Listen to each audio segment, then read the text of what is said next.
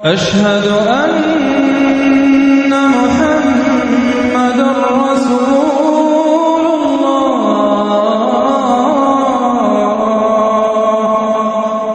محمد ادریس صاحب، بخاری شریف میں حضور پاک کا ارشاد ہے کہ اس طرح نماز پڑھو جس طرح تم مجھ کو نماز پڑھتے دیکھتے ہو۔ سوال یہ کہ حضور نے کس طرح نماز پڑھی، جبکہ بخاری شریف میں حضور نے رفع یدین کی نماز پڑھی ہے۔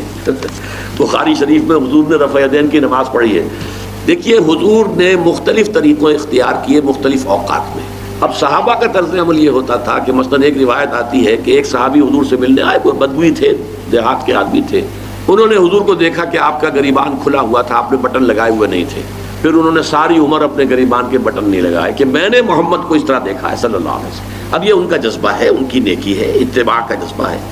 یا ایک سفر میں کسی کو دیکھا، کسی نے دیکھا کہ حضور ایک درخت کے نیچے سے ہو کر گزرے، اب وہ جب بھی جاتے تھے وہ درخت اس کے نیچے سے ہو کر گزرتے تھے، چاہے اس کی کوئی مقصد نہیں، لیکن یہ بھی ایک اتباع کا جذبہ ہے۔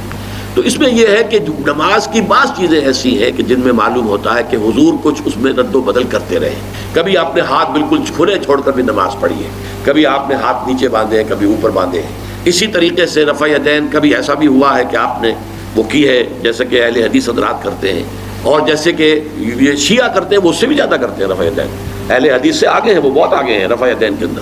اور ایک رائے یہ ہے کہ حضور نے آخری زمانے میں آ کر سارے رفع یدین چھوڑ دیے تھے، سوائے یہی جو تکبیر تحریمہ کے وقت ہے۔ اب یہ روایات، اب یہ بحث ہو جائے گی علمی، کس روایت کا کیا مقام ہے، کس کی کیا حیثیت ہے۔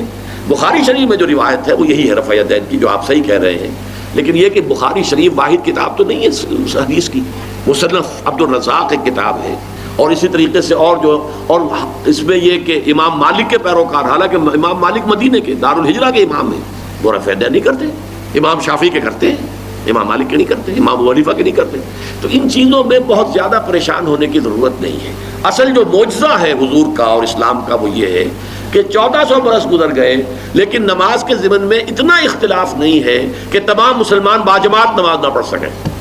دیکھیے، رفع یدین کرنے میں جماعت ٹوٹتی نہیں، آپ نے کیا یا نہیں کیا، جماعت کی فارمیشن برقرار رہی۔ فرض کیجئے کوئی شخص یہ سمجھتا کہ پہلے سجدہ ہے پھر رکوع ہے، تو اب یہ دو آدمی ساتھ نماز نہیں پڑھ سکتے، جن میں سے ایک کے نزدیک پہلے رکوع ہے پھر سجدہ ہے، دوسرا یہ سمجھتا ہے کہ نہیں پہلے سجدہ پھر رکوع ہے، نہیں ہو سکتی، ان کی جماعت اب جمع نہیں ہو سکتی۔ یا کسی کا یہ خیال ہو کہ جیسے ہر رکعت میں رکوع ہے کہ سجدہ بھی ایک ہے، وہ ایک سجدہ کر کے کھڑا ہو جائے۔ اب ظاہر بات ہے دوسرا شخص جس کے نزدیک دو سجدے وہ ایک اور سجدہ کرے گا، فارمیشن ٹوٹ گئی، اب وہ ساتھ نماز نہیں پڑھ سکتے۔ 1400 برس بیت گئے، مشرق بعید سے مغرب بعید، پوری دنیا، آج تو کوئی کونا ہے ہی نہیں جہاں مسلمان نہ ہو۔ لیکن جو سالڈ مسلمان جو ہیں وہ تو آپ سمجھیے کہ انڈونیشیا سے لے کر موریتانیہ تک تو مسلمانوں کی کتنی بڑی تعداد، لیکن کہیں ایسا نہیں ہے کہ آپ کی فارمیشن ٹوٹتی ہو۔ کوئی ایسا مسلک نہیں ہے جس میں یہ خیال ہو کہ مغرب کی رکعت بھی 2 ہیں جیسے فجر کی ہے، نہیں، کوئی 3 رکعتیں ہیں۔ کوئی ایسا مسلک نہیں جس میں یہ معلوم ہو کہ فجر کی رکعتیں 3 ہیں 2 نہیں ہے، کوئی نہیں۔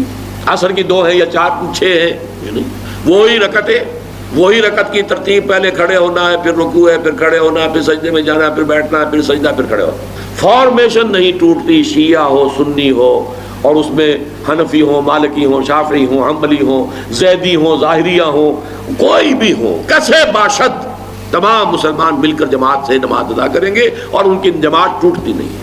یہ ہے جس کو ہمیں سمجھنا چاہیے۔ یہ کیوں ہے؟